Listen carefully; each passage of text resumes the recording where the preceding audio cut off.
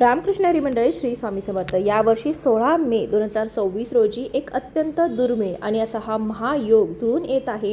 या दिवशी केवळ वैशाख अमावस्या नसून या दिवशी साक्षात सूर्यपुत्र भगवान शनिदेव यांची शनी जयंती देखील आहे। ही अमावस्या शनिवारी आल्यामुळे तिला शनी अमावस्या म्हटलं जाईल। अशा प्रकारे शनी जयंती आणि शनी अमावस्या एका दिवशी येणे ही घटना आध्यात्मिकदृष्ट्या अतिशय शक्तिशाली मानली जाते। 16 मे 2024 हा दिवस शनिदेवांच्या उपासनेसाठी वर्षातील सर्वात मोठा दिवस ठरणार आहे। जेव्हा वैशाख अमावस्या शनिवारी येते आणि त्याच दिवशी शनी जयंती असते, तेव्हा केलेल्या दानाचे आणि पूजेचे फळ अनेक पटीने वाढते। ज्यांच्यावर शनीची साडेसाती, ढय्या किंवा शनीपीडा आहे त्यांच्यासाठी हा दिवस भाग्योदयाचा ठरू शकतो। शनी जयंती या तिथीला शनिदेवांचा जन्म झाला होता असं मानलं जातं। शनी अमावस्या म्हणजे शनिवारी येणाऱ्या अमावस्येला शनिश्चरी अमावस्या म्हणतात, जी पितृदोष आणि शनी दोषासाठी प्रभावी मानली जाते। एकाच दिवशी जयंती आणि अमावस्या आल्याने शनीची कृपादृष्टी मिळवण्यासाठी हा काळ सर्वोत्तम मानला जातो। शनीला प्रसन्न करून घेण्यासाठी या दिवशी सकाळी लवकर उठायचं आहे। सकाळी सूर्योदयापूर्वी उठून गंगाजल मिश्रित पाण्याने स्नान करावे, यामुळे घरातील आणि शरीरातील नकारात्मकता दूर होते। तुम्ही पवित्र नदीमध्ये देखील स्नान करू शकता। शनी जयंतीच्या दिवशी शनी मंदिरामध्ये जाऊन शनिदेवाच्या मूर्तीला मोहरीचे तेल अर्पण करावे। अर्पण करताना शनिदेवांच्या डोळ्यात न पाहता चरणाकडे पाहून प्रार्थना करावी, कारण की असं म्हटलं जातं की शनिदेवांची पूजा करत असताना शनिदेवांच्या डोळ्यात कधीही पाहू नये, कारण की त्यांची दृष्टी जिथे पडते तिथे शनीची साडेसाती किंवा ढय्या सुरू होते आणि त्यांची दृष्टी जेव्हा आपल्यावरती किंवा आपल्या कुंडलीवरती पडते तेव्हा ती वेळ आपल्यासाठी चांगली नसते, आपल्याला प्रचंड पीडा ही भोगावी लागते। या दिवशी संध्याकाळी पिंपळाच्या झाडाच्या मुळाशी मोहरीच्या तेलाचा दिवा लावावा। झाडाला 7 वेळा प्रदक्षिणा घालताना ओम शम शनेश्वराय नमः या मंत्राचा जप हा आपल्याला करायचा आहे। ज्यांना साडेसातीचा त्रास होत आहे त्यांनी या दिवशी दान करण्याला विशेष महत्त्व द्यावे। या दिवशी गरजू व्यक्तींना काळे उडीद, काळे तीळ किंवा खिचडी दान करावी। या दिवशी काळे कपडे, लोखंडी भांडी, काळी छत्री किंवा चामड्याचे बूट दान करणं अत्यंत शुभ मानलं जातं। काळ्या कुत्र्याला किंवा काळ्या गाईला तेल लावलेली भाकरी खाऊ घातल्याने शनीपीडा देखील शांत होते। या दिवशी काही कामे ही चुकून देखील करू नये। या दिवशी मीठ, लोखंड आणि मोहरीचं तेल विकत घेऊ नये। कोणाशीही खोटे बोलणे किंवा गरिबांचा अपमान करणे टाळावे, कारण की शनी हा न्यायाचा देव असून तो कर्माचे फळ हे देतो। यंदा 2026 मध्ये शनीश्वरी अमावस्या ही शनिवारी पहाटे 5:11 सुरू होत असून ते उत्तर रात्री 1:31 असणार आहे। शनिवारी 16 मे रोजी ही शनिश्चरी अमावस्या म्हणजे शनी अमावस्या आणि शनी जयंती ही साजरी केली जाईल। स्कंद आणि पद्म पुराणानुसार शनी अमावस्येच्या दिवशी पवित्र नदीमध्ये स्नान, दान, पिंडदान आणि तर्पण केल्याने व्यक्तीची सर्व पापे नष्ट होतात। शनी दोष, शनीची ढय्या आणि साडेसातीचा अशुभ प्रभाव देखील कमी करण्यास शनी अमावस्येला खूप महत्त्व असल्याचं सांगितलं जातं। शनिदेव आणि महादेवांची पूजा करून शनी अमावस्येच्या दिवशी दान केल्याने अनेक यज्ञाच्या बरोबरीचे पुण्य प्राप्त होते। तसेच या तिथीला तर्पण आणि श्राद्ध केल्याने पितर प्रसन्न होतात आणि पितृदोषापासून मुक्ती मिळते। शनी अमावस्येच्या दिवशी शनिदेवांची कृपा प्राप्त करून घेण्यासाठी काळे तीळ, मोहरीचे तेल, उडीद डाळ आणि शनीशी संबंधित वस्तूंची दान करणे आणि पिंपळाच्या झाडाची पूजा करणे अत्यंत शुभ मानलं जातं। या दिवशी आपल्याला काही उपाय करायचे आहेत। भरपूर वेळा आपल्या घरामध्ये पितृदोष असतो, परंतु तो आपल्याला समजून येत नाही। आपलं एखादं काम करायला गेलो तर ते काम व्यवस्थितरित्या पार पडत नाही, त्यामध्ये अनेक अडचणी, अडथळे, संकटे येत असतात। तसेच आपल्या मुलांचे विवाह देखील वेळेवरती जुळून येत नाहीत। घरामध्ये संतान प्राप्ती होत नसेल, घरामध्ये पैसा हा स्थिर राहत नसेल तर समजून घ्यावे की आपल्या घरामध्ये देखील पितृदोष आहे। आता अगदी पितृदोष असला किंवा नसला तरी देखील तुम्हाला या अमावस्येच्या दिवशी पितरांसाठी ही एक सेवा करायची आहे। त्यामुळे आपल्या घरामध्ये जी काही इडा पीडा आहे तर ती देखील दूर होईल। नजरबाधा असेल तर ती देखील संपेल। आता आपल्या घरामध्ये देखील नकारात्मक ऊर्जा असते, परंतु जर आपल्यावरती, आपल्या घरावरती पितरांचा आशीर्वाद असेल तर आपल्या घरामध्ये आपल्याला कोणत्याही कामामध्ये अडचणी अडथळे येत नाही, तसेच आपल्या घरामध्ये पैसा देखील स्थिर राहतो. त्यामुळे या दिवशी काही उपाय जरूर करावेत. तर कोणते उपाय करावेत हे जाणून घेऊया. त्या अगोदर चॅनलवरती नवीन असाल तर नक्की चॅनलला सबस्क्राईब करा, व्हिडिओला एक लाईक करून जास्तीत जास्त लोकांपर्यंत शेअर करा. आपल्या कमेंटमध्ये ओम शनिश्चराय नमः किंवा श्री स्वामी समर्थ लिहायला विसरू नका. या अमावस्येच्या दिवशी आपल्याला दही भाताचा उपाय करायचा आहे. तो उपाय आपल्याला संध्याकाळी करायचा आहे, पण त्या अगोदर सकाळी घरामध्ये काही कामे करायची आहेत. आपला जो काही उंबरठा आहे तर त्या उंबरठ्यावरती आपल्याला थोडंसं पाणी शिंपडायचं आहे, कारण की अमावस्येच्या दिवशी आपले पूर्वज पृथ्वीवरती येत असतात असं म्हटलं जातं.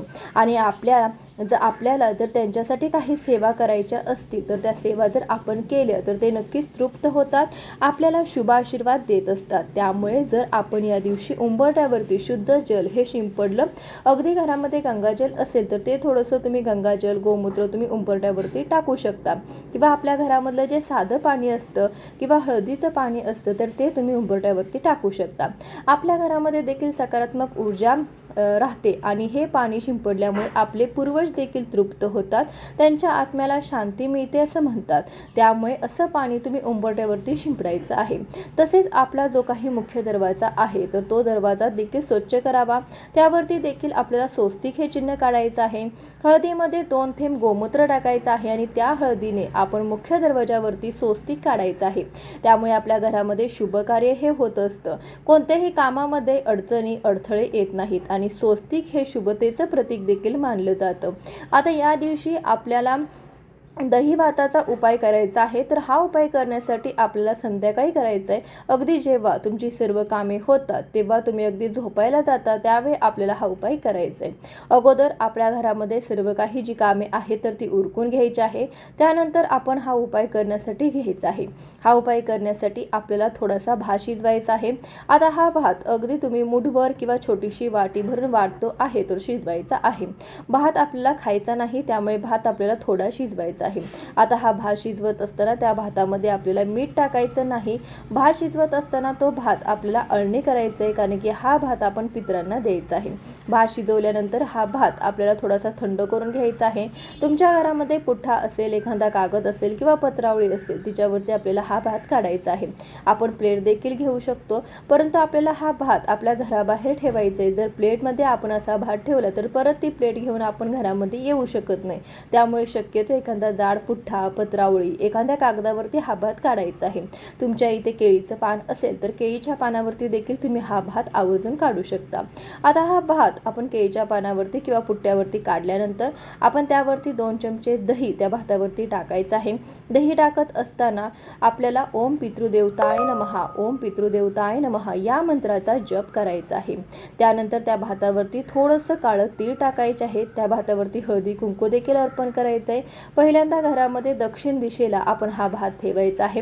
एखाद्या टेबलवरती तुम्ही ठेवू शकता, एखाद्या खुर्चीवरती ठेवलं तरी सुद्धा चालेल. आपल्या पूर्वजांचे स्मरण करायचं आहे. मग तुम्हाला तुमच्या पूर्वजांची नावं माहीत असतील तर त्यांची नावं देखील तुम्ही घेऊ शकता, किंवा तुम्ही ओम पितृदेवताय नमः, ओम पितृदेवताय नमः हा मंत्र म्हटला तरी सुद्धा चालेल.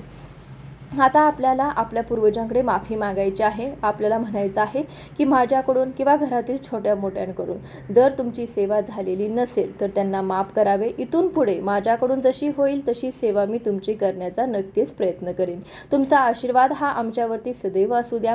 त्यानंतर तुमची जी काही मनोकामना आहे तर ती मनोकामना देखील तुम्ही पितृदेवतासमोर बोलून दाखवायची आहे.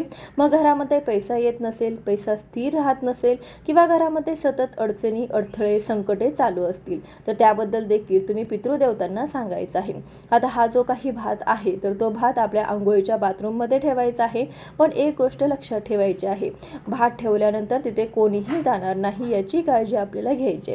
मग अगोदरच तुम्ही तुमचं आंघोळीचं बाथरूम जे आहे तर ते स्वच्छ करावं, ते कोरडं देखील करावं, त्यामध्ये पाणी नसावं. तसेच हा भात आपल्या आंघोळीच्या बाथरूममध्ये ठेवायचा. अगदी जिथे पाणी जाण्याची जागा असते तिथे आपल्याला हा भात जो आहे तो ठेवायचा, कारण की असं म्हटलं जातं की तिथे पूर्वजांचा वास असतो.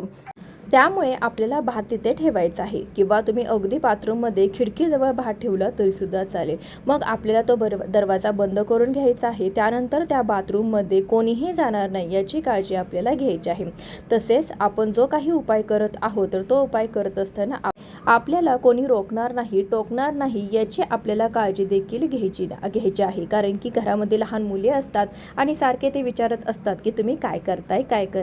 तर त्यासाठी आपल्याला अगोदरच त्यांना सांगून ठेवायचं आहे. हा भात बाथरूममध्ये ठेवल्यानंतर आपण झोपी जायचं आहे. दुसऱ्या दिवशी सकाळी उठल्यानंतर आपण पहिल्यांदा आपल्या अंघोळीच्या बाथरूममध्ये जायचं आहे.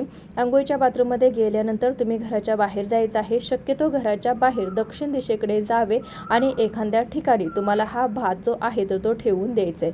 मग जिथे रिकामी जागा असेल अशा ठिकाणी तुम्ही हा भात ठेवायचा आहे, जेणेकरून एखादा कुत्रा असेल, गाय असेल, कोणताही एखादा पशुपक्षी असेल तर तो हा भात जो आहे तो खाऊन जाईल, तो वाया जाणार नाही याची काळजी देखील आपल्याला घ्यायची आहे. अगदी तुम्ही अडगळीच्या ठिकाणी ठेवला तरीसुद्धा तो तसाच राहील. त्यामुळे तुम्हाला जिथे एखादा पक्षी येऊन खाऊन जाईल अशी तुम्हाला माहिती आहे अशा ठिकाणी हा भात जो आहे तो ठेवायचा आहे. आता हा भात आपण ठेवल्यानंतर कोणासोबतही बोलायचं नाही, जाताना देखील कोणासोबतही बोलायचं नाही. तसेच भात मग आपल्याला मध्येच कोण टोकणार नाही याची काळजी आपल्याला घ्यायची आहे. शक्यतो तुम्ही सकाळी लवकरच हा उपाय करा, म्हणजे हा उपाय नक्कीच सफल ठरेल. आता आपल्याला भरपूर वेळा वाटतं की आपण हा उपाय करत आहोत, मग कोणी बघितलं तर काय म्हणेल. बरं, खरं तर प्रत्येक व्यक्ती काही ना काही उपाय करत असते, परंतु याबद्दल कोणीही कोणाला सांगत नाही. कारण की प्रत्येकाला वाटते की आपल्या घरामध्ये पितृदोष हा नसावा, घरातील इडापिडा ही दूर व्हावी. आपलं भात ठेवून आल्यानंतर घरामध्ये आल्यानंतर आपल्याला प्रथम आपलं हातपाय तोंड स्वच्छ धुवायचं आहे, त्यानंतर आंघोळ करायची आहे आणि त्यानंतरच तुम्ही देवपूजा किंवा तुमची जी काही रेग्युलर कामे आहेत तर ती करायची आहेत. परंतु हा उपाय कोण करू शकतं? घरातील कोणत्याही व्यक्तीने हा उपाय केला तरीही चालेल. ताई दादा हा उपाय करू शकतात. फक्त मासिक धर्म असेल, सुतक असेल तर या काळामध्ये आपल्याला हा उपाय करता येणार नाही. या दिवशी शनी अमावस्या आणि शनी जयंती देखील आहे. हा काळ आणि ही वेळ, हा दिवस जो आहे तर तो खूप महत्त्वाचा आणि महासंयोग जुळून आलेला हा दिवस आहे. त्यासाठी या दिवशी तुम्हाला हा उपाय नक्की करायचा आहे. यामुळे आपल्या आयुष्यामध्ये बरेचसे बदल घडत असतात. या दिवशी ज्यांना राशींना 7.5 सुरू आहे त्यांनी देखील हा उपाय जो आहे तर तो नक्कीच करून पहा, तुम्हाला खूप फरक जाणवेल. आजचा व्हिडिओ कसा वाटला कमेंटद्वारे कळवा. चॅनलवरती नवीन असाल तर सबस्क्राईब करा. भेटूया अशाच एखाद्या व्हिडिओसोबत. तोपर्यंत धन्यवाद.